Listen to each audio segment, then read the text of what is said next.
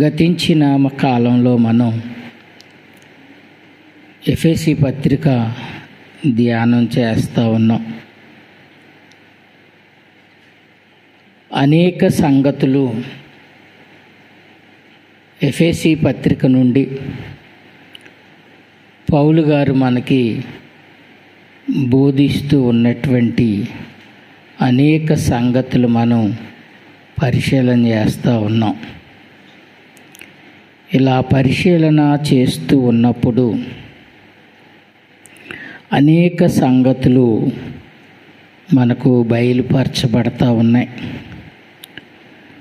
గతించిన వారంలో మీ అపరాధముల చేతను పాపముల చేతను మీరు చచ్చిన వారై ఉండగా, చచ్చిన స్థితిలో ఉన్నటువంటి మనలను తండ్రి అయినటువంటి దేవుడు మనలను క్రీస్తుతో కూడా బ్రతికించెను. అలా బ్రతికించిన తర్వాత కూడా మనము చచ్చిన వారమై ఉన్నాం. ఎలా చచ్చిన వారమై ఉన్నామో ఈ ప్రపంచ ధర్మము చొప్పున నడుచుకుంటున్నటువంటి ప్రతి ఒక్కరము. ఎందుకు అనంటే నీ రాజ్యం వేరు, నీ నిరీక్షణ వేరు, నీ విశ్వాసం వేరు. లోకస్తులతో మనం పోల్చుకున్నప్పుడు మన విశ్వాసం వేరు, మన నిరీక్షణ వేరై ఉన్నది కనుక ఆ నిరీక్షణను బట్టి దేవుని యొక్క నిత్యరాజ్యంలో మనం ఉండాలి అని దేవుడు క్రీస్తుతో కూడా మనలను బ్రతికిస్తే మనం మరలా చచ్చిన వారమై, కుక్క తన వాంతికి తిరిగినట్లును, కడుగబడిన పంది మరలా బురదలో దొర్లునట్టుగాను క్రైస్తవ జీవితాలు ఉన్నాయని పేతురు గారే తెలియజేస్తూ ఉన్నారు. గనుక బ్రతికింపబడాము, రక్షించబడ్డాము, రక్షణలో ఉన్నాము అని అనుకుంటున్నటువంటి నీవు గతించిన వారంలో చచ్చిన స్థితిలో ఉన్నావా, బ్రతికిన స్థితిలో ఉన్నావా అని పరిశీలన చేస్తే ఈ ప్రపంచ ధర్మము చొప్పున నడుచుకుంటున్నటువంటి ప్రతి ఒక్కరూ కూడా వారి శరీర ఆశలను నెరవేర్చుకుంటూ వారి మనసు యొక్క కోరికలను నెరవేర్చుకుంటూ మరలా పాపపు జీవితంలోనికి వెళ్ళినటువంటి ప్రతి ఒక్కరూ, వెళుతున్నటువంటి ప్రతి ఒక్కరూ చచ్చిన వారితో సమానమై ఉన్నారని, చచ్చిన వారని దేవుని వాక్యం సెలవిస్తూ ఉంది. 4వ వచనంలో, అయినను దేవుడు కరుణా సంపన్నుడై ఉండి మనము మన అపరాధముల చేత చచ్చిన వారమై ఉండినప్పుడు సైతము మన ఎడల చూపిన తన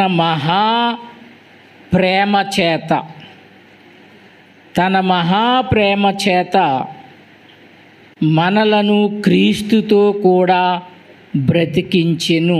తన మహాప్రేమ ఏమిటి? తన మహాప్రేమ నీ ఎడల. నీవు పాపివై ఉన్నప్పుడు, చచ్చిన స్థితిలో నీవు ఉన్నప్పుడు, మారు మనసు లేకుండా, పాప క్షమాపణ లేకుండా బాప్తీసాలు పొందేసి క్రైస్తవులమని చెప్పుకుంటూ మరలా ఈ ప్రపంచ ధర్మం ఏదైతే ఉందో, ఈ ప్రపంచ ధర్మంలో మరలా మనం పాలు పంపులు పొందుతూ ఉన్నాం. పొందినప్పుడు మరలా మనం చచ్చిన వారమై ఉన్నామట. అంటే దేవుని యొక్క ఆ ప్రేమ, ఆయన అత్యున్నతమైనటువంటి ప్రేమ మనం ఎవరం కూడా సరిగా అనుభవ జ్ఞానంలోనికి తెచ్చుకోలేదన్నమాట.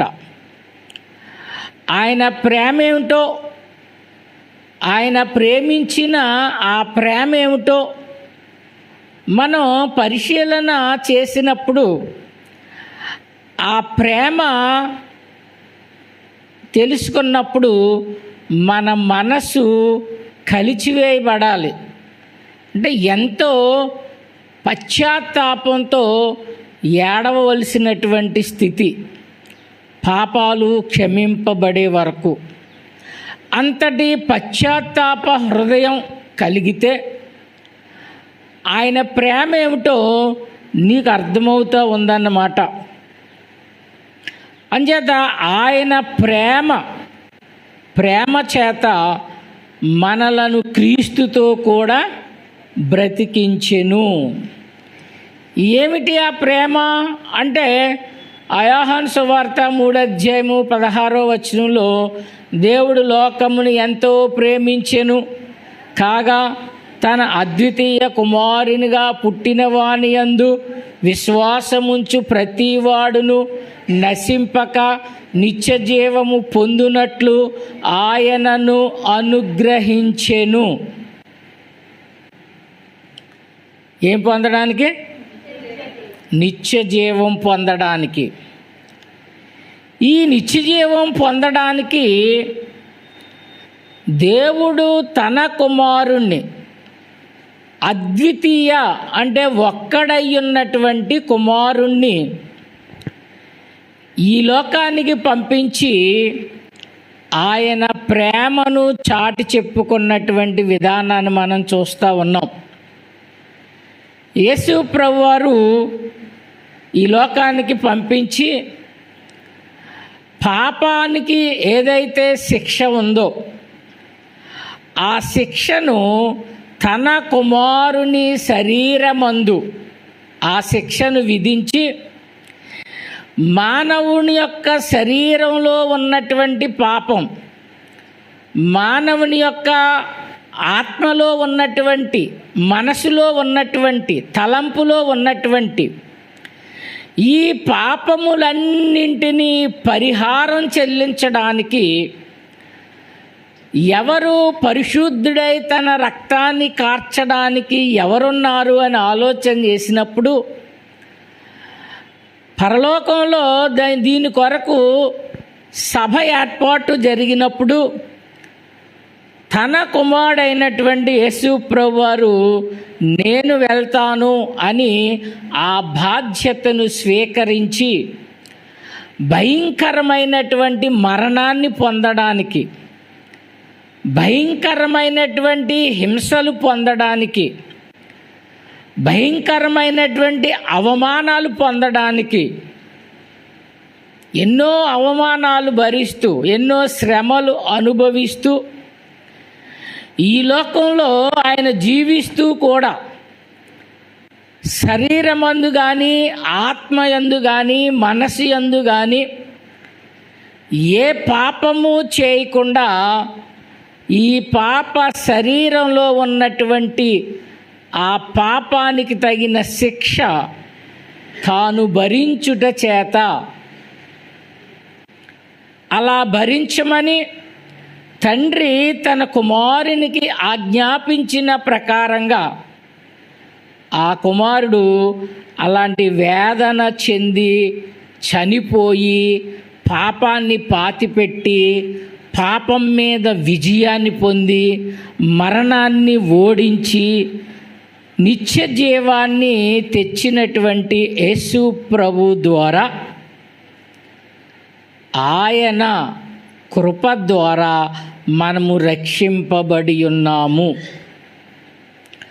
కృప చేతనే మీరు రక్షింపబడి ఉన్నారు. కేవలము దేవుడు తన కృపను బట్టి తనకున్నటువంటి ప్రేమ చేత, అంటే నిన్ను నన్ను నాపైన మీపైన ఉన్నటువంటి ఆ ప్రేమ చేత తన కుమారుణ్ణి శిలువ మరణానికి అప్పగించాడే తప్ప మన మీద శిక్ష లేకుండా చెయ్యాలని తన కుమారుణ్ణి తాను చంపుకోవడానికైనా ఇష్టపడ్డాడు. కానీ నిన్ను బ్రతికించాలని, నీవు నిత్య జీవంలో ఉండాలని, నిత్య రాజ్యంలో ఉండాలని నీ నిమిత్తం తన కుమారుణ్ణి అలా మరణింపచేసి ఆ మరణములో నుండి విజయాన్ని తెస్తే ఆ విజయాన్ని నీకు సొంతం చేసి నిన్నేమంటా ఉన్నాడంటే, ఈ లోక మర్యాద చొప్పున నడుచుకోకుండా దేవుని యొక్క వాక్యానుసారంగా మీరు నడవండి. నా ధర్మశాస్త్రం ఉంది, ఆ ధర్మశాస్త్రంలో అనేక కట్టడలు ఉన్నాయి, అనేక ఆజ్ఞలు ఉన్నాయి, అనేక విధులు ఉన్నాయి. వీటన్నిటిని మీరు అనుసరించడమే. మీరు శ్రమలు పడాల్సిన అవసరం లేదు, కొరడాలతో కొట్టబడాల్సిన అవసరం లేదు. మీరు ఆ వాక్యముల ద్వారా మీరు సిద్ధపడండి. అలా వాక్యాన్ని అనుసరించుచున్నప్పుడు నీకేదైనా శ్రమ వస్తే, నీకేదైనా శోధన వస్తే దానిని జయించడానికి కుమారుడైనటువంటి ప్రభువారు నీ పక్షంగా నిన్ను బలపరుస్తూ తండ్రి కుమారులు ఇద్దరూ కలిపి నిన్ను నిత్య జీవానికి తీసుకొని వెళ్ళడానికి వారి యొక్క ప్రేమ మనకు కనబడుతూ ఉందన్నమాట. యేసుక్రీస్తునందు మనము ఆయన మనకు చేసిన ఉపకారము ద్వారా అత్యధికమైన తన కృపా మహదైశ్వర్యమును రాబోవు యుగములలో కనుపరుచు నిమిత్తము యేసుక్రీస్తునందు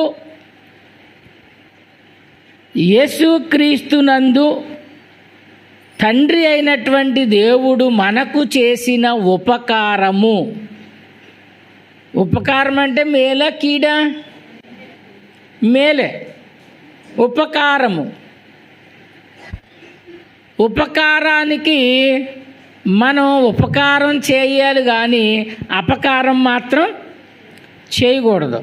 అయితే ఇక్కడ దేవుని చేత ఉపకారం పొందుతూ ఉన్నాం మనం.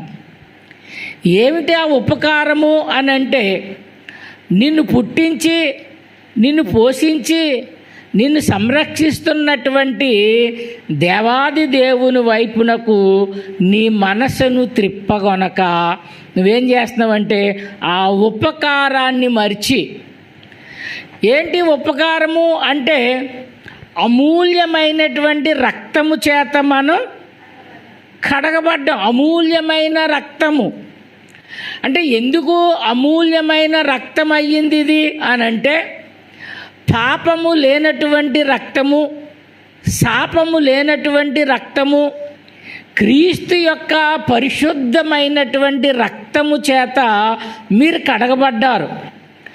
ఆ రక్తం కార్చడానికి ఆ కుమారుడైనటువంటి దేవుడు అనేక కొరడా దెబ్బలు తిని, అనేకమైనటువంటి గుద్దులు, అనేకమైనటువంటి కొరడా దెబ్బలు, బల్లెంపోటులు, ఇవన్నీ కూడా ఒక గొప్ప శ్రమతో కార్చినటువంటి ఆ రక్తాన్ని నువ్వేం చేస్తున్నావంటే ఉపకారిగా మారలేకపోతూ ఉన్నావు,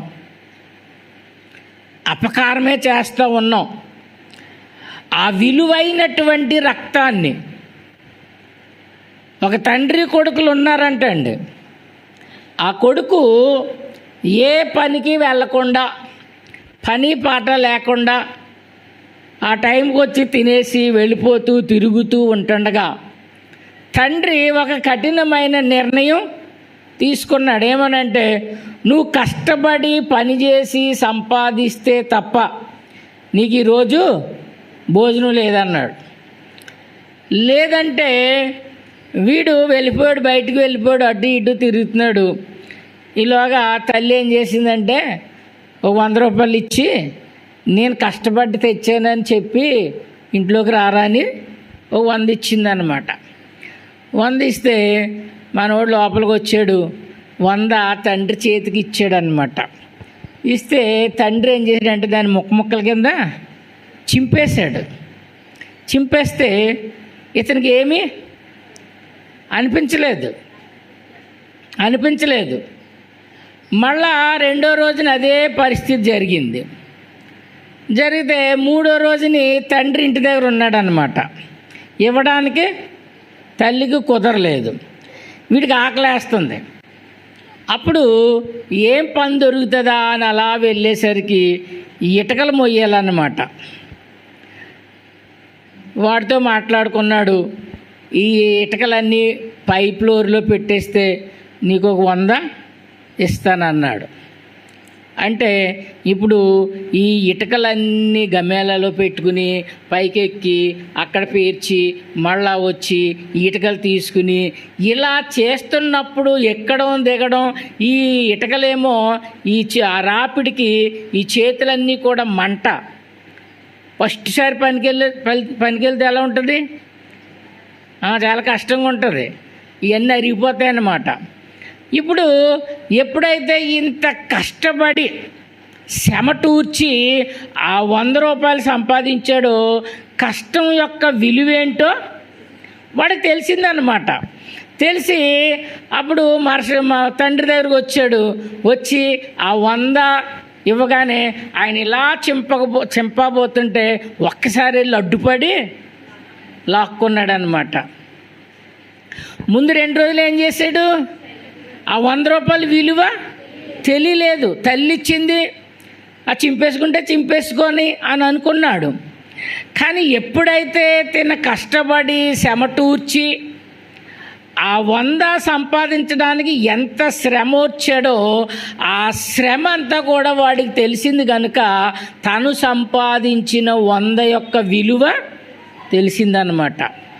అలా ఇప్పుడు యేసు ప్రభు కార్చినటువంటి రక్తం అలా శ్రమలు పడి అవమానాలు పడి ఎంతోమంది ఆ సిలువ పైన మరణిస్తూ ఉంటుండగా కూడా నువ్వు క్రీస్తువైతే నిన్ను నీవు రక్షించుకోమని అవహేళన చేసినటువంటి వారు, దేవాలయాన్ని పడగొట్టి 3 దినాల్లో లేపుతానన్నవాడా అని అవమానపరిచినటువంటి వారు, ఇలాంటి అవమానాలు జరుగుతూ ఉంటుండగా, అలాంటి భయంకరమైనటువంటి మాటలు వినబడుతూ ఉంటుండగా, ఒక పక్కనే రక్తం కారిపోతూ ఉంటుండగా, మండుటి ఎండలో అలా సిలువ పైన ఆ కార్చినటువంటి రక్తము ఎంత విలువైనటువంటి రక్తాన్ని నీకిచ్చినప్పుడు నువ్వేం చేస్తున్నావంటే దానిని సులకనగా చూస్తా ఉన్నావేమో.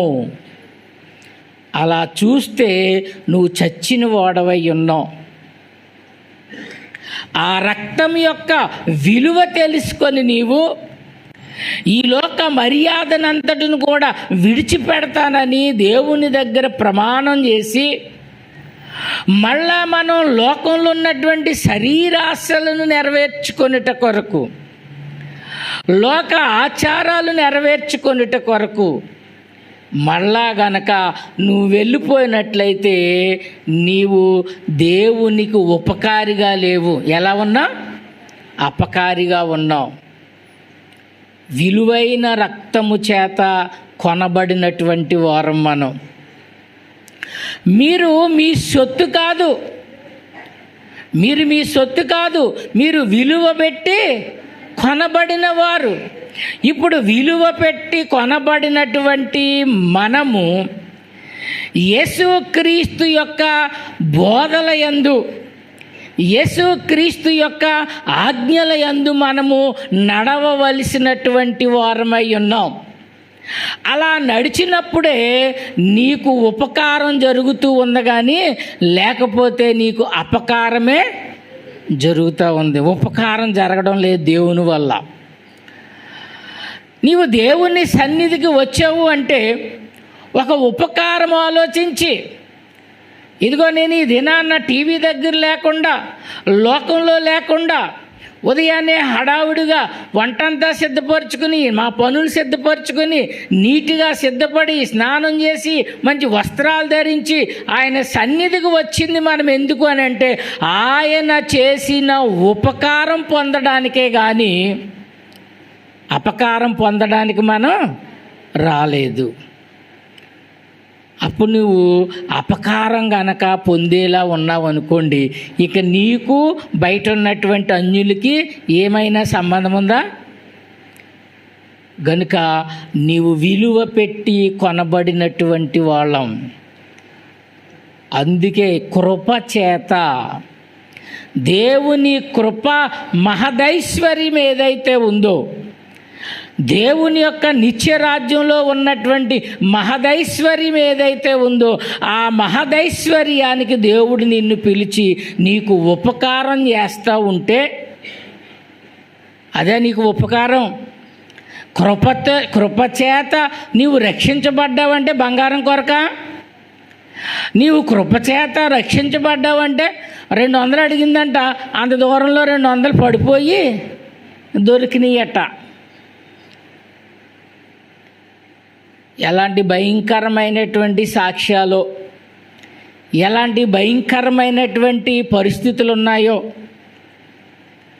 గనుక వీళ్ళందరూ క్రీస్తుకి అపకారం చేసేవారే కానీ ఉపకారము చేసేవారు కాదు.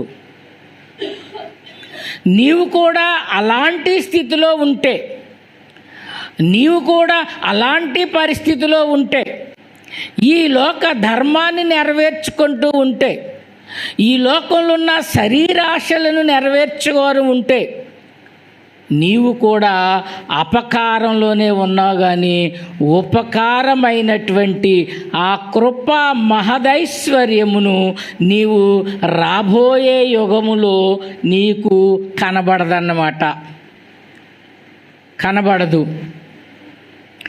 క్రీస్తు యేసునందు మనలను ఆయనతో కూడా లేపి పరలోకమందు ఆయనతో కూడా కూర్చుండబెట్టును. మనం ఎందుకు వస్తున్నాం? పరలోకంలో కూర్చోడానికైనా ఎంతో శ్రమపడి దేవుని సన్నిధికి వస్తూ ఉన్నాం. మన నిరీక్షణ ఏంటంటే, దేవుని యొక్క నిత్యరాజ్యంలో నేను ఉండాలి. ఇదే నిరీక్షణ. క్రైస్తవుడికి నిరీక్షణ ఏంటంటే ఇదే. బంగారం ఇస్తాడు, కార్లు ఇస్తాడు, భూమి ఇస్తాడు, ఇవన్నీ తర్వాత విషయం. అంటే నేనేమీ కష్టపడకుండా ఒక వస్తువు కొనుక్కోగలనా? ఏమీ పొదుపు చేయకుండా ఒక వస్తువు కొనగలనా? అది నాది, అది నేను చేయాల్సిన పని, దేవుడు చేసే పని కాదు.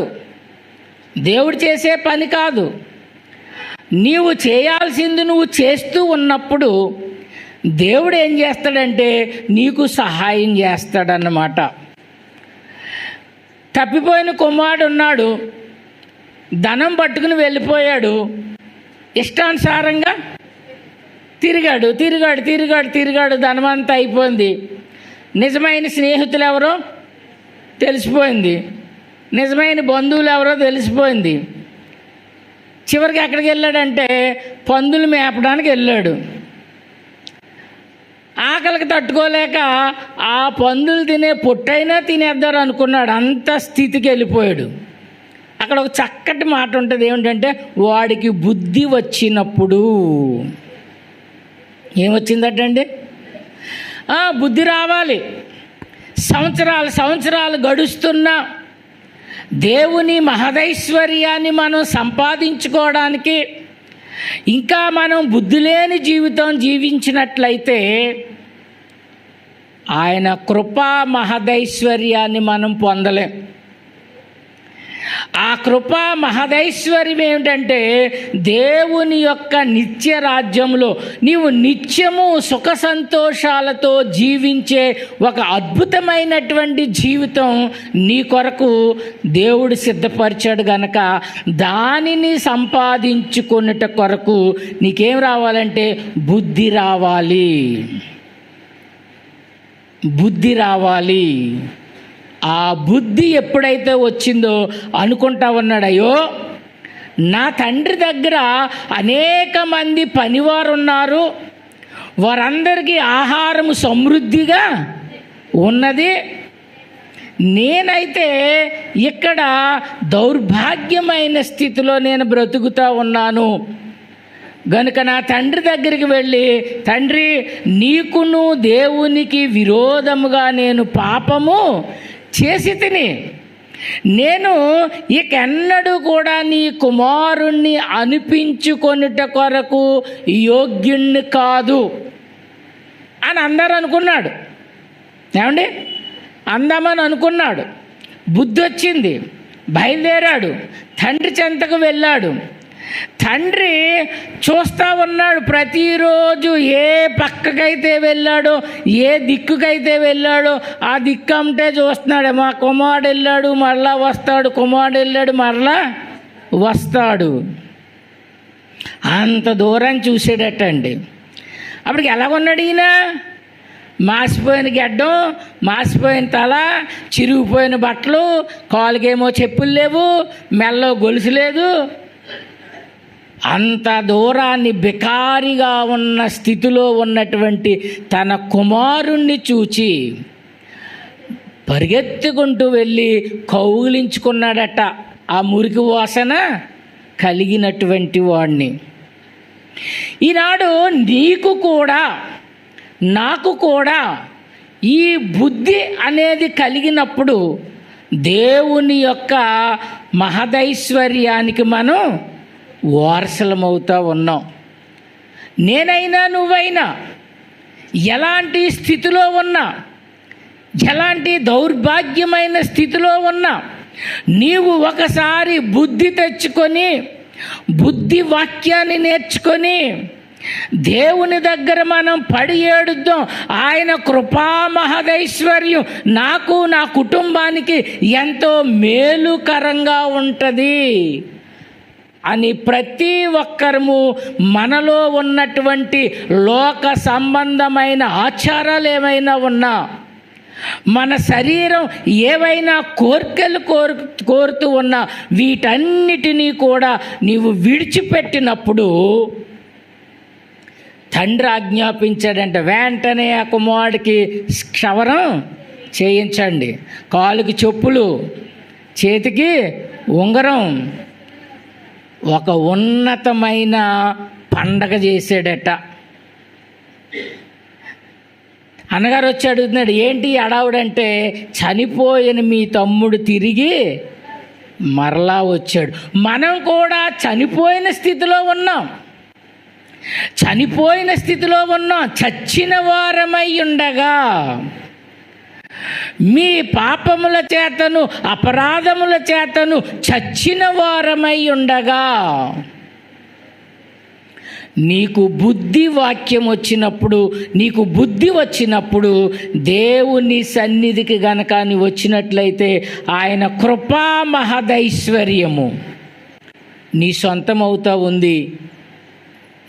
దేవుడు చేసే ఉపకారం అదే, దేవుడు చేసే ఉపకారం అదే. ఎప్పుడైతే నీవు దానిని సంపాదించుకున్నావో, ఎప్పుడైతే ఆ కృపా మహదైశ్వర్యాన్ని నీ సొంతం చేసుకున్నావో, భూమి మీద దేవుని యొక్క కృప నీకు తోడుగా ఉంటా ఉంది. నీ పిల్లలు మంచి ఉన్నతమైన స్థితిలో ఉంటారు, నీ కుటుంబము ఒక సంతోషకరమైనటువంటి స్థితిలో ఉంటుంది. దేవుని ఆనందం అంటే ఏమిటో ఆ కుటుంబంలో కనబడతా ఉందన్నమాట.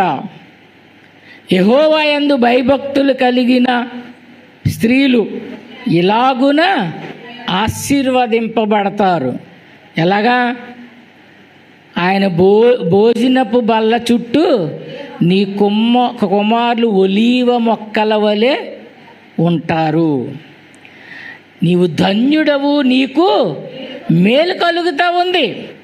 కుటుంబం అంతా కూడా యెహోవా యందు భయభక్తులు కలిగి ఆయన త్రోవల యందు నడవడం అంటే ఈ లోక మర్యాదను విడిచిపెట్టి నీకు దేవుని గ్రంథం ఏదైతే బోధిస్తుందో దాని యందు మీరు విశ్వాసం ఉంచినప్పుడు దేవుని కృప మీకు కలుగుతూ ఉంది.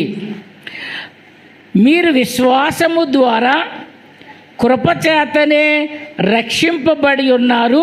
ఇది మీ వలన కలిగినది కాదు, దేవుడిచ్చే వరమట. దేవుడిచ్చే వరమట. యోహాన్ని పద్మశ్లంకలో పాడేస్తే అతను కలిగింది ఏంటంటే దేవునితోనూ కుమారునితోనూ సహవాసం ఏర్పరచుకున్నాడు.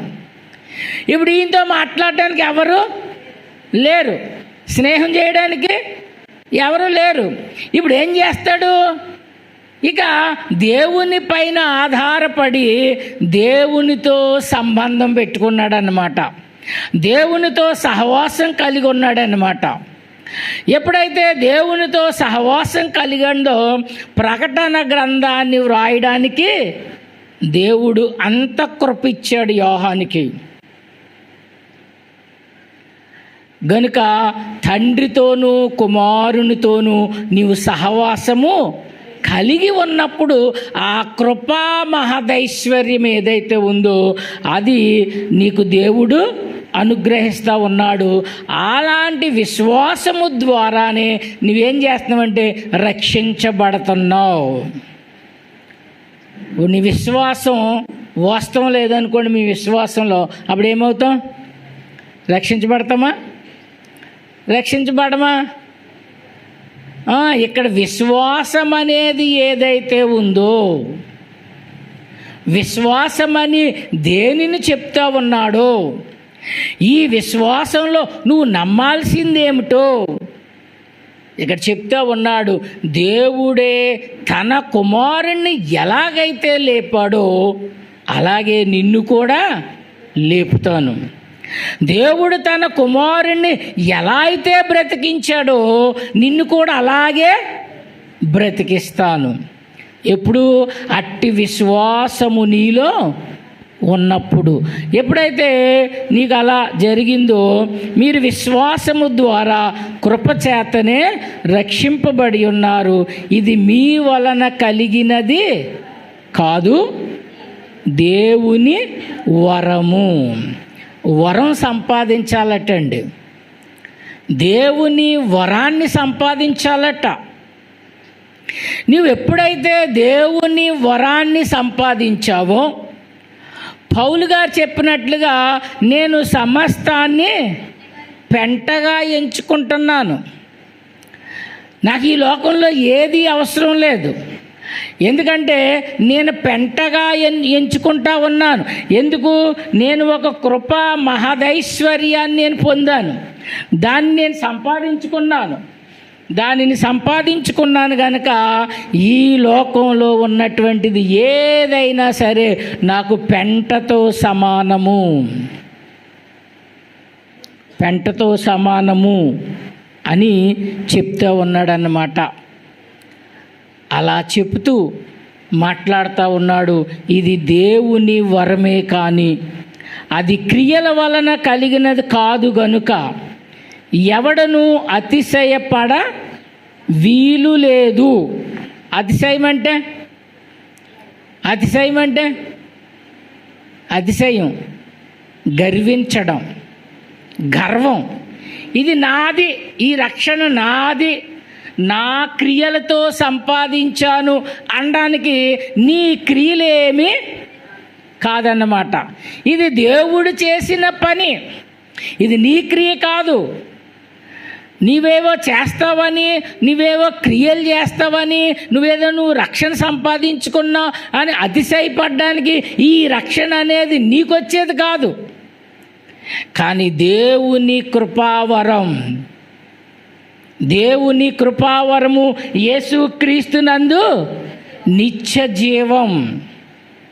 గనుక తండ్రి కుమారుల యొక్క సహవాసంతో నీవెప్పుడైతే ఉన్నావో అప్పుడు ఈ రక్షణ నీవు సంపాదించుకున్నావు, ఈ కృప నువ్వు పొందుకుంటా ఉన్నావు. పాటలు పాడుతూ ఉంటాం, కృప విషయంలో ఎన్నో పాటలు పాడుతూ ఉంటాం. కానీ పాడుతున్నటువంటి మనం ఆ కృపను పొందామా లేదా? పాటలు రాస్తూ ఉంటారు, పాడేవాళ్ళు ఉంటారు, దానిని చదివే వాళ్ళు ఉంటారు. ఈ కృప అనగానే ఎన్నో అర్థాలు చెప్పేవాళ్ళు ఉన్నారు. అవన్నీ మనం పాడుకుంటూ ఉన్నాం, ధ్యానం చేస్తూ ఉన్నాం. కానీ చివరికి నీకు నీవు పరిశీలన చేసుకున్నప్పుడు ఆ కృపలో నువ్వు ఉన్నావా లేదా? ఆ కృపలో నువ్వు భద్రపరచబడి ఉన్నావా లేదా అని నీకు నీవే పరిశీలన చేసుకోవాలి. పరిశీలన చేసుకోవాలంటే ఏం చేయాలి? అలా ఓసారి ప్రశాంతంగా కూర్చుని లోక ఆశలేమైనా నాలో ఉన్నాయా, ఈ లోక ధర్మం చొప్పున నేను ఏమైనా పనులు చేస్తున్నానా, ఈ లోక ధర్మం చొప్పున నేను ఏమైనా నడుస్తున్నానా అని ఏం చేయాలట? ధ్యానం చేసుకోవచ్చు, ఎవరి మట్టుకు వాళ్ళు. ఇది ఎవరి మనసుకు వారికే తెలిసేది. ఇది నాకు తెలిసేది కాదు, నాకు తెలీదు, మీకు తెలీదు. కానీ మీకు మనకు మనం ఎవరికి వారమే అలా కూర్చొని ఒకసారి ప్రభువా ఈ వారం వాక్యం విన్నాం, గతించిన వారం వాక్యం విన్నాం, అంతకుముందు వారం వాక్యం విన్నాం, ఇందులో చెప్పబడినట్లుగా నేనేమైనా లోకానుసారమైన కార్యం ఏదైనా చేయడానికి నేను సిద్ధపడుతున్నానా? పరిశీలన చేస్తే దేవుడు నీకు అలా జ్ఞాపకం చేస్తాడన్నమాట. ధ్యానం చేయాలి. ప్రభువా నాలో ఏ తప్పు ఉంది, ప్రభువా నేను ఇంకేం మార్చుకోవాలి, ప్రభువా నేను ఎలా ఉండాలి, ఇదిగో నీ వాక్యముల ద్వారా నీవు మాతో మాట్లాడుతూ ఉన్నావు, నా క్రియ వల్ల ఏమి కూడా నేను రక్షించబడలేను కనుక నీవేమైతే బోధించావో, నీ బోధలు ఏమైతే ఉన్నావో వాటి యందు నేను నిలకడగా ఉన్నానా లేదా అని పరిశీలన చేయాలట. అందుకే మంచి నేలను పడిన విత్తనములు ఎవరనగా యోగ్యమైన, మరి అసలు మర్చిపోతున్నారు, శుక్రవారమేగా చెప్పాను, యోగ్యమైన మనసుతో వాక్యమును విని ఎలాగా ఫలించాలి? ఓపికతో ఫలించాలట. ఈ ఓపిక నశించిపోతే, ఈ ఓపిక నీకు లేకపోతే ఏం చేస్తావంటే మళ్ళా లోకంలో పడిపోతావట. మళ్ళా లోకంలో పడిపోతావు. లోకంలో పడిపోతే నీకు కృపచేత రక్షణ లేకుండా పోయింది. అందుచేత వాక్యం విన్న తర్వాత నేను చాలాసార్లు చెప్తాను, ఇంటికి వెళ్ళిన తర్వాత మళ్ళా దానిని మళ్ళా రిపీట్ చేయండి. ఎందుకు? ఖాళీగా ఉన్న టైంలో మీరు వాక్యాన్ని పదే మీరు వింటూ ఉన్నప్పుడు మీలో లోపమేమిటో ఆ లోపాన్ని దేవుడు ఏం చేస్తాడంటే బయలుపరిచినప్పుడు నీవు ఆ లోపాన్ని తీసివేసుకొని యోగ్యమైన మనసుతో నువ్వు ఓపికతో ఫలించు. నువ్వు ఎప్పుడైతే అలా ఫలించావో దేవుని యొక్క రాజ్యంలో నీవు ఉంటావన్నమాట. చూడండి, మరియు వాటి యందు మనము నడుచుకొనవలెనని దేవుడు ముందుగా సిద్ధపరిచిన సత్క్రియలు చేయుటకై మనము క్రీస్తు యేసునందు సృష్టింపబడిన వారమై ఆయన చేసిన పని అయ్యున్నాము. ఇప్పుడు మనం ఎవరమాట? ఆయన చేసిన పని అయి ఉన్నాం. వాళ్ళని చేయలేదా? మరి ఏమండి, మందిరం బయట ఉన్నామని చేయలేదా? వాళ్ళని చేశాడు, మనల్ని చేశాడు. అయితే వాళ్ళకి లేనటువంటి మహదైశ్వర్యం ఏదైతే ఉందో ఆ మహదైశ్వర్యం నీకు దేవుడు అనుగ్రహించాడు. అందుకే నువ్వు ఇక్కడ ఏం చేస్తున్నావు? కూర్చుని వాక్యం వింటున్నావు. తండ్రి ఆకర్షించకుండా ఎవడు కూడా ఇక్కడ కూర్చోవడం వీలవ్వదు.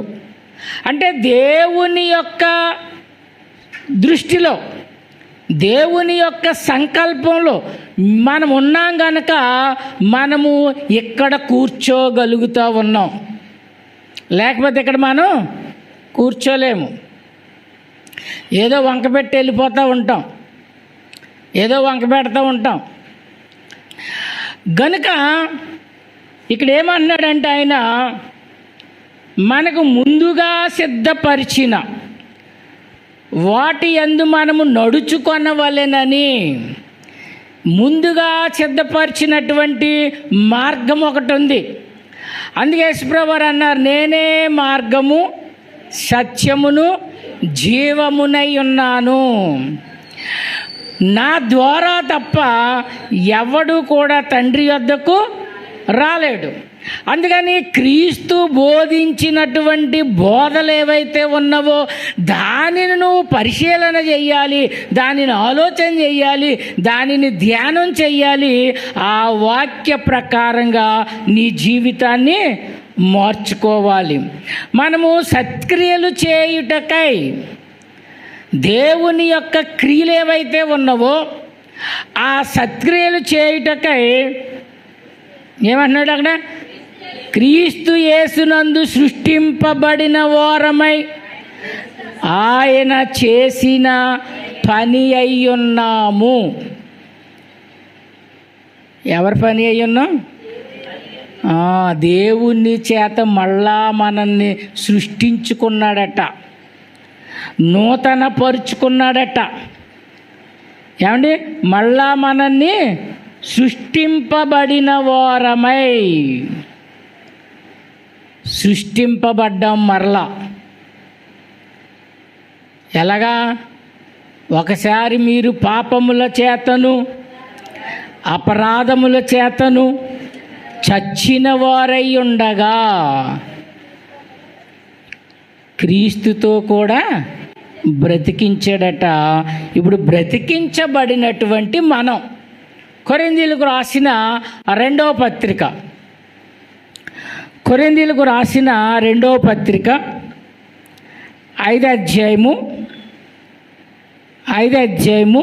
17వ వచనం, కాగా ఎవడైనను క్రీస్తునందున్న ఎడల వాడు నూతన సృష్టి, పాతవి గతించెను ఇవిగో క్రొత్తవాయెను. ఎప్పుడు చదువుతాం? డిసెంబరు రాత్రి 31 రాత్రి చదువుతాం. తెల్లారేసరికి నీకు ఏదో జరిగిపోతున్నట్టు. ఏం జరిగిందండి ఎప్పుడన్నా? రాత్రి 12 ఇలా దాటగానే మన శరీరాలు ఏమైనా మార్పు వచ్చిందా? మన హృదయాలు ఏమైనా మార్పు వచ్చిందా? మన ఆలోచనలు ఏమన్నా మారినయా? అంటే ఏమీ మారు. అది మన పెద్దలు ఏం చేశారంటే అక్కడ పెట్టారన్నమాట ఈ వాక్యం పట్టుకెళ్ళి. కానీ ఇక్కడ ఏం చెప్తా ఉన్నాడు అని అంటే, ఎవడైనను క్రీస్తునందున్న ఎడలా, క్రీస్తునందు ఉండడం అంటే ఆయన నామమున బాప్తీసం పొందినటువంటి మనం, ఆయన ఆజ్ఞలకు లోబడతామని ప్రమాణం చేసిన మనం కట్టడి పాటిస్తున్నామా? ఏమండి? కట్టడి పాటిస్తున్నామా? కట్టడి పాటించడం లేదు. కట్టడి పాటించాలి. కీర్తన గ్రంథంలో మంచి విషయం ఉంటుంది. సూర్యచంద్ర నక్షత్రాలకి, భూమికి, పక్షులకి, చేపలకి, వీటన్నిటికీ కట్టడ నియమించాడట. దేవుని కట్టడ ఏదైతే ఉందో ఆ కట్టల్లో సృష్టిలో ఉన్నవన్నీ కూడా ఆయన కట్టల్లోనే ఉన్నాయి. ఎవరు లేరు? తాను ప్రేమించి తన స్వహస్తాలతో చేసుకున్న మనిషి మాత్రమే కట్టల్లో లేడు. మిగతావన్నీ కట్టల్లో ఉన్నాయట. అందుకని ఆయన కట్టల్లో అవన్నీ ఉన్నాయి, కానీ మనిషి దేవుని యొక్క కట్టల్లో ఉండలేకపోతూ ఉన్నాడనమాట. చూడండి, ఆ కాలం వచ్చేసరికి, ఆ వేసవికాలం వచ్చేసరికి మామిడి చెట్టు అప్పుడే కాస్తుంది. శీతాకాలం రాగానే సీతాఫలాలు కాస్తాయి, వేసవికాలంలో కాయవయ్యి. వాటికి ఒక కాలం, ఒక కట్టడ పెట్టాడు, ఈ కాలంలోనే మీరు ఫలించండి అని. అందుకని అవి ఆ కాలంలోనే పంటనిస్తాయి. అందుకని అవి కట్టడ మరవడం లేదు, దేవుని యొక్క కట్టడలో ఉన్నాం. కానీ మనిషి మాత్రమే దేవుని కట్టడలో లేడు గనుక,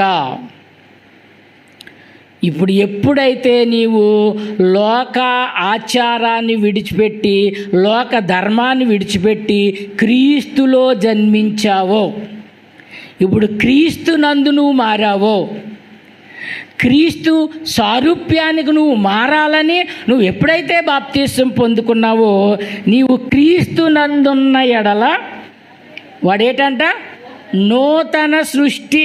అంటే మునిపు ఏవైతే ఉన్నావో అవన్నీ ఏమవ్వాలి?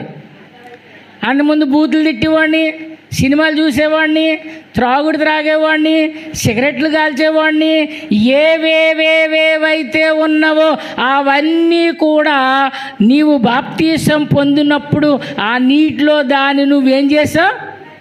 పాతిపెట్టేశావు. ఇప్పుడు క్రీస్తుతో కూడా లేచావు, ఇప్పుడు క్రీస్తుతో కూడా బ్రతికింపబడ్డావు. క్రీస్తుతో బ్రతికింపబడినటువంటి నీవు ఇదిగో క్రొత్తవాయెను, సమస్తమును క్రొత్తవాయెను. ఇప్పుడు నీ జీవితం ఏమైంది? క్రొత్తదనం కనబడాలి. నీ పక్క వాళ్ళు సాక్ష్యం ఇవ్వాలి. అయ్యో, వీడు బాప్తీసం పొందకముందు చాలా భయంకరంగా ఉండేవాడే, చాలా బూతులు మాట్లాడుతూ ఉండేవాడే, భార్యను కొడుతూ ఉండేవాడే, భర్తను తిడతా ఉండేదే, పిల్లలు ఇష్టానుసారంగా ఉండేవారే. ఇదిగో వీళ్ళ జీవితం క్రొత్తదైంది, వీళ్ళ మాట వందనంగా ఉంది, వీళ్ళ ప్రవర్తన ఎంతో చక్కగా ఉంది. వీళ్ళ ఎందుకు ఈ మార్పు ఎలా జరిగింది? పాతవంతా పోని వీళ్ళలో ఒక కొత్తదనం కనబడుతుంది. ఈ కొత్తదనం ఎలా వచ్చింది అంటే నీ పక్కోడు చెప్పాలి, వీళ్ళ క్రీస్తు యందు ఉన్నటువంటి వారు, క్రీస్తునందు ఉన్నటువంటి వారు అని చెప్పాల్సినటువంటి అవసరం ఉందట. అది చెప్తే ఉంటంట. ఆ విషయాన్ని ఇక్కడ మాట్లాడుతూ ఉన్నాడు. మరియు వాటి యందు మనము నడుచుకొనవలెనని దేవుడు ముందుగా సిద్ధపరిచిన సత్క్రియలు చేయుటకై, నీకంటే ముందుగా సిద్ధపరిచాడట, దేవుని గ్రంథంలో వ్రాయించాడట. ఒకసారి మనం ఆలోచన చేసినట్లయితే గలతీలకు రాసిన పత్రిక 5వ అధ్యాయము 22వ వచనం.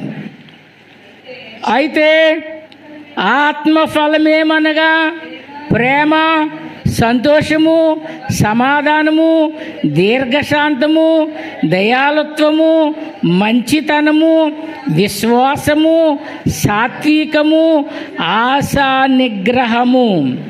ఇట్టి వారికి విరోధమైన నియమమేదియూ లేదు. క్రీస్తు యేసు సంబంధులు శరీరమును దాని ఇచ్చలతోనూ దురాశలతోనూ సిలువ వేసి ఉన్నారు. ఇప్పుడు మనం ఎక్కడ సిలువ వేయబడ్డాం? మనం ఆయన సిలువ మీద సిలువ వేయబడితే నీవెక్కడ వేయబడ్డావంటే, నీలో ఉన్నటువంటి ఈ ఆత్మ ఫలాలు ఏవైతే ఉన్నావో, ఈ ఆత్మ ఫలాలను పొందడానికి నీకు శ్రమ రావచ్చు, శోధన రావచ్చు, ఇబ్బంది రావచ్చు, ఇరుకు రావచ్చు. ఇవన్నీ వచ్చినా నీవెప్పుడైతే నిలవబడ్డావో నీవు కూడా సిలువ వేయబడి ఉన్నావు. క్రీస్తుతో కూడా నువ్వు సిలువ వేయబడ్డావు గనుక ఇక పాపం చేయడానికి ఏం లేదటండి, వీలు లేదట. మనము ఆత్మను అనుసరించి జీవించు వారమైతిమా, ఆత్మను అనుసరించి క్రమముగా నడుచుకొందుము. ఒకరినొకరము వివాదములకు రేపకయు, ఒకరి యందొకయు అసూయ పడకయు, వృధాగా అతిశయ పడకయు ఉందుము. ఎలా ఉండాలంటే భేదం లేకుండా ఉండాలట, విరోధం లేకుండా ఉండాలట. విరోధం ఎప్పుడు వస్తుందండి? అపోస్తుల యొక్క సంఘం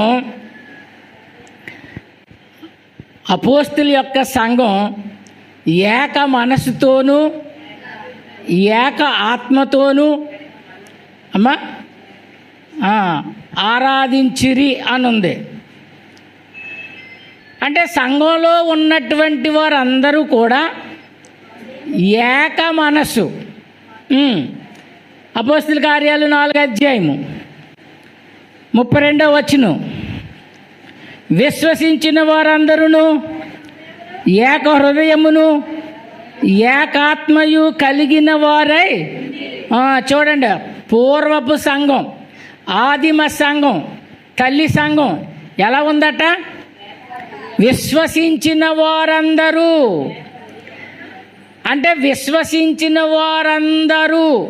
అంటే అంటే విశ్వాసంలో కొనసాగుతున్నటువంటి అందరూ కూడా ఏముండాలట? ఒకే హృదయం ఉండాలట, ఒకే ఆత్మ ఉండాలి. వాళ్ళకి ఎందుకు ఉందంటే అప్పటికి ఆదిమ సంఘం స్థాపించేసరికి మనుషుల్లో విపరీత జ్ఞానం లేదు. ఏం లేదండి, విపరీత జ్ఞానం లేదు. ఇప్పుడు విపరీత జ్ఞానం వచ్చేసింది. ఇప్పుడు విపరీత జ్ఞానం వచ్చి పాస్టర్ గారు చేసేది తప్పు, ఆయన తప్పుడు బోధ, ఆయన తప్పుడు మాటలు అని మాట్లాడే స్థితికి వెళ్ళిపోయే స్థితులు ఉన్నాయి. కానీ అప్పుడు వాళ్ళు ఏది చెప్తే, ఎందుకంటే వాళ్ళు ఆత్మపూర్ణులై సమస్తాన్ని విడిచిపెట్టి, లోకాన్ని విడిచిపెట్టి, కుటుంబాలను విడిచిపెట్టి దేవుని యొక్క సన్నిధిలో వారు వాక్యం చెప్తూ ఉన్నప్పుడు అందరూ కూడా ఏక మనసు ఏక హృదయము గలవారయ్యుండి ఎవడను తనకు కలిగిన వాటిలో ఏదియు తనదని అనుకొనలేదు. ఎలా మారిపోయారటండి వీళ్ళు? ఇది నాది, ఇది నా జీతం, ఇవి నా డబ్బులు, ఈ బాటిల్ నాది, ఇదిగో చర్చిలో ఆ గడియారం నేనే కొన్నాను, ఇదిగో చర్చిలో ఆ ఫ్యాన్ నేనే కొన్నాను. ఇవేమీ లేవటండి, ఇవేమీ లేవు. ఏంటి? అంతా మనదే. ఇప్పుడు భర్త సంపాదించి ఒక 1000 రూపాయలు తెచ్చి ఫ్రిడ్జ్ మీద పెట్టాడు అనుకోండి, అది ఎవరిది? కుటుంబాంది. కొడుకు తీసుకోవచ్చు, కూతురు తీసుకోవచ్చు, భార్య తీసుకోవచ్చు, అవునా కదా? అందరిది. ఎవరి అవసరాలు వాళ్ళు తీర్చుకోవచ్చు. ఇక్కడ ఆదిమ సంఘంలో కూడా ఏం చేశారంటే, ఈ పొలం నాది కాదు, ఈ ఇల్లు నాది కాదు కనుక దీన్ని అంతా అమ్మేసి అపోస్తుల పాదాల దగ్గర పెట్టేవారట. అందుకని ఈవేళ మనం వంటల గురించి అడిగామనుకో, ఒకరు చేపలు వండుకున్నామంటారు, ఒకరు మాంసం వండానంటారు, ఒకరు టైం లేదు కాబట్టి పప్పుసారు కాసి వచ్చానంటారు. కానీ ఏక సంఘం అయినప్పుడు అందరూ ఏం తింటారు? అక్కడ ఏముండారు అది అందరికీ. అందుకని ఒకరికి ఉందే ఒకరికి లేదు అనే ఆలోచన వారికి లేదన్నమాట. ఉన్నవాడు పప్పుసారు వేసుకుని తింటున్నాడు, లేనివాడు ఉన్నవాడు మాంసం తింటుంటే లేనివాడు ఏక మనసు ఏక హృదయము. సంఘం అలా ఉండాలట, ఒక మాట మీద ఉండాలట, ఒక అభిప్రాయం మీద ఉండాలట. అలా ఉన్నప్పుడే ఆ సంఘం ఏమవుతుందంటే ఏకాత్మ కలిగిన సంఘంగా ఉంటూ ఉందన్నమాట. రండి మళ్ళీ ఇక్కడికి ఒకసారి, ఎక్కడికి? ఎఫెసీ పత్రిక రండి. అందుకని దేవుడు ముందుగా సిద్ధపరిచిన సత్క్రియలను చేయుటకై మనము క్రీస్తు యేసునందు సృష్టింపబడిన వారమై ఆయన చేసిన పని అయి ఉన్నాము. ఇప్పుడు సృష్టింపబడినటువంటి మనందరము ఏంటంట? సంఘము. అంతేనండి? మనం అందరం ఎవరు? సంఘము. సంఘమా కాదా? మాట్లాడరేంటి? సంఘము, మనందరం కూడా సంఘము. ఇప్పుడు సంఘంలో ఏముండకూడదు? ఇంకా భేదాభిప్రాయం ఎప్పుడు వస్తుంది? ఒకటి అలాగంటే ఒకటి ఇలాగంటే భేదాభిప్రాయం వస్తుంది. కానీ ఇప్పుడు మనందరం సంఘం అంటే క్రీస్తు శరీరం, క్రీస్తు శరీరం. ఇప్పుడు శరీరం అనే ఈ సంఘం, క్రీస్తు శరీరం అని చెప్పబడుతున్నటువంటి ఈ సంఘం, ఈ సంఘం ఎలా ఉండాలట? మూర్ఖతరానికి వేరై బ్రతకండి. అంటే బయట కులాలు ఉన్నాయి, మతాలు ఉన్నాయి, కానీ సంఘంలో ఏముండకూడదు? ఏముండకూడదు? ఈ కుల భేదాలు ఉండకూడదు. ఎందుకంటే క్రీస్తు శరీరమై ఉన్నాం. నీ శరీరంలో ఇదో కులం కాదు, ఇదో మతం కాదు, అన్నీ నీ శరీరంలో అవయవాలే. కాలు, అబ్బాయి నేను నీ కులానికి చెందినోడు కాదు, నేను పెద్ద కులానికి చెందిందని అంటదా? ఈ చెయ్యి ఏమన్నా నేను లో కులానికి చెందిన చెయ్యి అని అంటదా? లేదు, అనడానికి వీల్లేదు. ఈ శరీరం అంతా ఒక్కటై ఉన్నప్పుడు ఇందులో వేరు వేరు భాగాలన్నీ కూడా శరీరంలో ఒక అవయవమే కానీ దానికి సెపరేట్గా ఏమీ లేదు. ఈవేళ సంఘాలు ఎలా ఉన్నాయంటే కమ్మవారి సంఘం, రెడ్డివారి సంఘం, ఏమండి కాపుల సంఘం. ఇక్కడ ఏం చేస్తున్నారు? దేవుని శరీరంలో ఏవైతే ఉండకూడదో ఒకడు అన్నాడు ఈ చెయ్యి నాది, మేము కమ్మోళ్ళమని చెయ్యి లాక్కుపోతున్నారు. ఒకలేమో కాపులమని చెయ్యి లాక్కుపోతున్నారు. ఇప్పుడు సంఘం ఎక్కడుంది? క్రీస్తు ఎక్కడున్నాడు? అందుచేత క్రీస్తులో బాప్తీసం పొందినటువంటి మనకు ఒకటే కులం. ఏం కులం? బోధకులం. ఇంకేం కులం? సేవకులం. ఇంకే కులం? సైనికులం. ఎన్ని కులాలు ఉన్నాయి మనకి? సైనికులం. మన కులమే సైనికం. మన కులం బోధించే కులం. ఇలా ఇందులో మనము వేరువేరుగా అభిప్రాయాలు కలిగి భేదాభిప్రాయాలు కలిగితే అది ఏక సంఘము కాదు, క్రీస్తులో ఏర్పరచబడిన సంఘం కాదు. ఇన్ని విషయాలు మనం నేర్చుకుని పాటించాలంటే ఎంత కష్టమండి? కష్టమే కాదా? కష్టమే, కష్టమే. అనేక ఆటంకాలు కలుగుతాయి, అనేక అడ్లు కలుగుతూ ఉంటాయి. కానీ క్రీస్తు శరీరాన్ని భాగించుకుంటున్నాం. ఇదిగో మనందరితో కూడా కాపుల సంఘం, మా కాపులందరూ మన దగ్గరకు వచ్చేయండి అంటున్నారు. ఇదిగో మనందరం రెడ్లు, మనందరం కలిపి ఓ సంఘం పెట్టుకోవచ్చు. ఎంత భయంకరంగా ఉందండి! ఇవి సత్క్రియలా? ఇవి ఏక మనసు కలిగిన సంఘమా? ఏక హృదయం కలిగిన సంఘమా? ఏక ఆత్మను కలిగిన సంఘమా? క్రీస్తు శరీరాన్ని ముక్కముక్కలుగా చేసేసి ఇది మా సంఘం, ఇది మా సంఘం, ఇది మా సంఘం. ఎంత భయంకరంగా ఉందో! ఇలా ఉంటాయి సంఘాలు. ఏక అభిప్రాయంలో ఏక ఆత్మను పొందుకొని ఏ సంఘమైతే ఉండదో ఆ సంఘము ఎలా ఉంటుందంటే ఇలాగే ఉంటుందన్నమాట.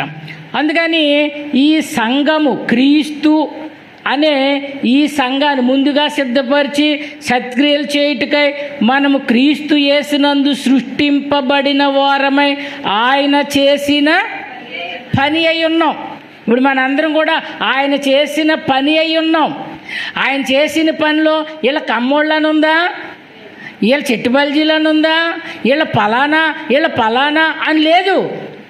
అందరినీ కూడా ఏక శరీరముతో, అందుకే మనము ఆయన శరీరమైనటువంటి రొట్టెను ఎన్ని చేస్తున్నాం? ఒక్కటే రొట్టె.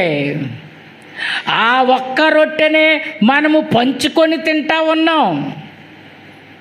ఒక్కటే రొట్టె, ఒక్కటే శరీరం.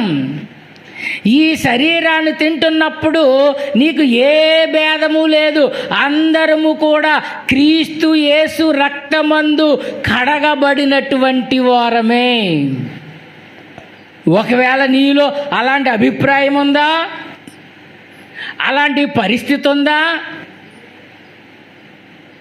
ఏమైపోతున్నావంటే నువ్వు క్రీస్తు నుండి వేరే బ్రతుకుతా ఉన్నావు. క్రీస్తుని విడిచిపెట్టి బ్రతుకుతా ఉన్నాం, క్రీస్తుని కలిగి ఉన్నాం అని భ్రమలో బ్రతుకుతా ఉన్నాం. కానీ రేపు నువ్వు నిత్యరాజ్యంలో ఉండవు. గనుక అలాంటి వాక్యాలు దేవుడు మనకి బయలుపరుస్తూ ఉన్నాడు.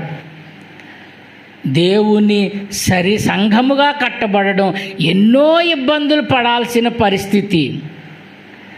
ఏదో గోడ కట్టడానికి ఎవరో అడ్డొచ్చారంటే అది కాదు సమస్య. సంఘములో ఉన్న, సంఘముగా కూడుకున్న, క్రీస్తు శరీరమై ఉన్న నీవే అనేక భాగాలు చేసేస్తూ ఉంటే నీవు క్రైస్తవుడు ఎలాగవుతావు? అవలేము. గనుక మనందరము కూడా క్రీస్తు రక్తములో కడగబడి క్రీస్తులో బ్రతికింపబడ్డాం. గనక ఏక అభిప్రాయంతోనూ, ఏక మనసుతోనూ, ఏక ఆత్మతోనూ మనం ఆయనను ఆరాధించాలి.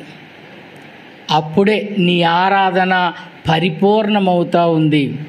అప్పుడే నీవు పాపముల చేత చావకుండా, అపరాధముల చేత చావకుండా క్రీస్తుతో కూడా బ్రతికించబడ్డాం, లేపబడ్డాం. క్రీస్తుతో నువ్వు లేపబడితే రేపు ఎక్కడుంటావంటే ఆయన యొక్క నిత్యరాజ్యంలో మనందరం ఉంటాం. అలా మనందరము ఉండాలని ఆ దేవుణ్ణి వేడుకుంటూ ఈ కొద్ది మాటలు ముగిస్తూ ఉన్నాను. దేవుడి కొద్ది మాటలు దీవించునుగాక. ఆమేన్.